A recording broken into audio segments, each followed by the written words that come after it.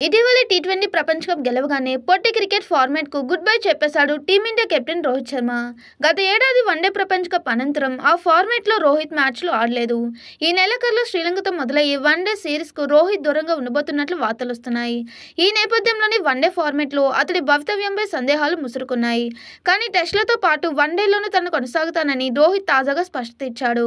నేను ఎక్కువ దూరం ఆలోచించను. ఒక విషయం స్పష్టత చేయదలుచుకున్నా, కొంతకాలం ఈ ఫార్మాట్లను ఆట చూస్తాను అని రోహిత్ పేర్కొన్నాడు. రోహిత్ వచ్చే ప్రపంచ టెస్ట్ ఛాంపియన్షిప్తో పాటు వచ్చే ఏడాది జరిగే ఛాంపియన్స్ ట్రోఫీ వన్డే టోర్నీలోనూ భారత కెప్టెన్గా వ్యవహరిస్తాడని బీసీసీఐ కార్యదర్శి జైషా ఇటీవల ప్రకటించిన సంగతి తెలిసిందే. 5 కోట్ల మంది రాష్ట్ర ప్రజల ఆకాంక్షలు తీర్చాలని ప్రధానమంత్రి నరేంద్ర మోడీని కోరుతానని, రైల్వే జోన్ విశాఖ ఉక్కు కర్మాగారం, యువతకు ఉపాధి కల్పన అంశాలపై ఆయనతో మాట్లాడతానని జనసేన అధ్యక్షులు ఉప ముఖ్యమంత్రి పవన్ కళ్యాణ్ ప్రకటించారు. ప్రజల కూటమి ప్రభుత్వంపై పెట్టుకున్న నమ్మకాన్ని నెరవేర్దామన్నారు. ప్రజల భవిష్యత్తు తీర్చిదిద్దే వరకు అందరం కలిసి ప్రయాణించాలన్నారు. కూటమి విజయం సమిష్టి విజయమని, తేదీపై భాజపాలను ఎవరూ తగ్గించి మాట్లాడకూడదని హితవు పలికారు. పార్టీ నుంచి గెలిచిన వారంతా ఆచితూచి వ్యవహరించాలని, విజయాన్ని దుర్వినియోగం చేయకూడదని సూచించారు. జనసేన ఎంపీ, ఎమ్మెల్యేలు ఒక్కొక్కరు ఒక్కో వారం పార్టీ కార్యాలయంలో ఉండి ప్రజల నుంచి వినతులు తీసుకోవాలన్నారు. జనసేన నుంచి గెలుపొందిన ఎమ్మెల్యేలు, ఎంపీలు, ఎమ్మెల్సీని సోమవారం గుంటూరు జిల్లా మంగళగిరిలో ఆయన సన్మానించారు. అనంతరం మాట్లాడారు. పుష్ప 2 తర్వాత అల్లు అర్జున్ చేయబోయే సినిమాపై ఇంకా స్పష్టత రాలేదు. కథలు వినిపించారంటూ సందీప్ వంగ, అట్లీ, త్రివిక్రమ్ ఇలా చాలా మంది పేర్లు ప్రచారంలోకి వచ్చాయి. ఒకవైపు అల్లు అర్జున్ పుష్ప 2లో నటిస్తూనే మరోవైపు ఆ తర్వాత సినిమా కోసం కథా చర్చలు కొనసాగిస్తున్నట్లు తెలుస్తుంది. పుష్ప 2 తర్వాత అందుకు ధీటైన కథల్ని ఎంచుకునే ప్రయత్నాల్లో ఉన్నారు ఆయన. ఇటీవలే మరో దర్శకుడు కలిసి అల్లు అర్జున్ని కథ వినిపించినట్లు తెలుస్తుంది. ఆయనే జైలర్ ఫేమ్ నెల్సన్. మరి కలయికలో సినిమా ఉంటుందా? అది పుష్ప 2 తర్వాతనే ఉండొచ్చా అనే విషయాలపై స్పష్టత రావాల్సి ఉంది. అగ్రగ దర్శకుడు త్రివిక్రమ్ కూడా బన్నీ కోసం పురాణాలతో ముడిపడిన ఓ కథని సిద్ధం చేసినట్లు సమాచారం. మరి అల్లు అర్జున్ ఎవరి కథ వైపు మొగ్గు చూపుతారనేది ఇప్పుడు ఆసక్తికరంగా మారింది. టీ20 వరల్డ్ కప్ విజయానంతరం తొలిసారి తన సొంత పట్టణమైన వడోదరకి వచ్చిన టీమిండియా వైస్ కెప్టెన్ హార్దిక్ పాండ్యాకు గ్రాండ్ వెల్కమ్ లభించింది. హార్దిక్ ఎయిర్పోర్ట్ నుంచి ర్యాలీగా తీసుకునేందుకు భారీ సంఖ్యలో జనాలు తరలివచ్చారు. హార్దిక్ ఓపెన్ టాప్ వాహనంలో వడోదర వీధుల గుండా తన స్వగృహానికి చేరుకున్నాడు. హార్దిక్ విజయోత్సవ ర్యాలీకి ఇసుకేస్తే రాలనంత జనం వచ్చారు. ముఖ్యమంత్రి చంద్రబాబు నాయుడు మంగళవారం ఢిల్లీ వెళ్తున్నారు.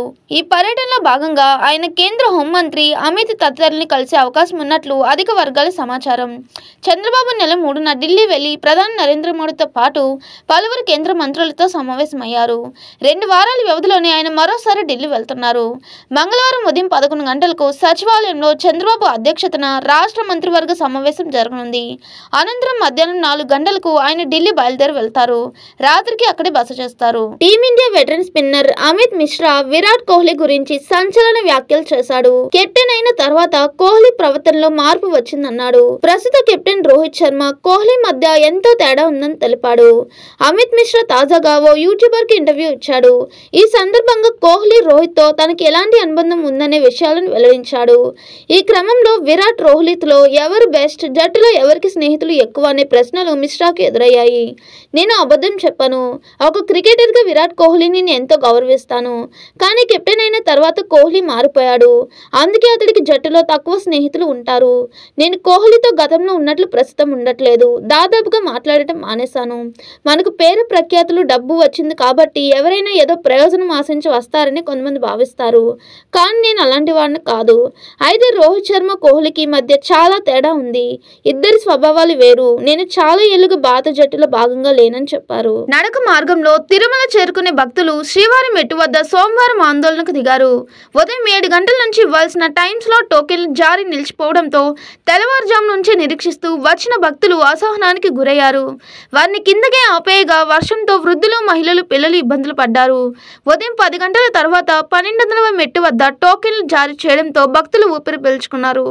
సర్వర్ల సమస్యను పరిష్కరించకుండా 3 గంటల పాటు జాప్యం చేయడంపై భక్తులు విమర్శలు గుప్పించారు. ఏపీ మంత్రివర్గ సమావేశం ప్రారంభమైంది. సచివాలయంలో సీఎం చంద్రబాబు అధ్యక్షతన జరుగుతున్న ఈ సమావేశంలో పలు కీలక అంశాలపై చర్చిస్తున్నారు. ల్యాండ్ టైటిలింగ్ యాక్ట్ రద్దు బిల్లుకు కేబినెట్ ఆమోదం తెలిపే అవకాశం ఉంది. గత ప్రభుత్వం తీసుకొచ్చిన ఓట్ ఆన్ అకౌంట్ బడ్జెట్కు ఈ నెలాఖరుతో గడువు ముగియనుంది. ఈ నేపథ్యంలో బడ్జెట్ పొడిగింపునకు మంత్రివర్గం ఆమోద ముద్ర వేసే వీలుంది. దీంతో పాటు మరికొన్ని కీలక అంశాలపై సమావేశంలో చర్చించి నిర్ణయం తీసుకోనున్నారు. టీమిండియా హెడ్ కోచ్గా బాధ్యతలు చేపట్టే క్రమంలో గౌతమ్ గంభీర్ ఆది నుంచి తనదైన ముద్ర వేసేందుకు ప్రయత్నిస్తున్నట్లు కనిపిస్తుంది.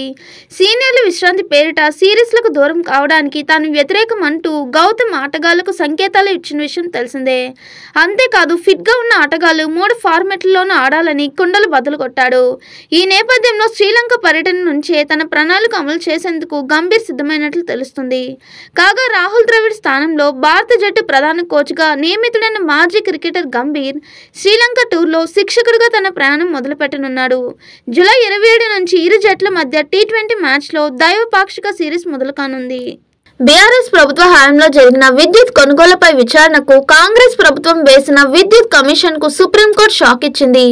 కమిషన్ను రద్దు చేయాలని బీఆర్ఎస్ అధినేత మాజీ సీఎం కేసీఆర్ వేసిన పిటిషన్స్ పై సుప్రీంకోర్టు మంగళవారం విచారణ జరిపింది.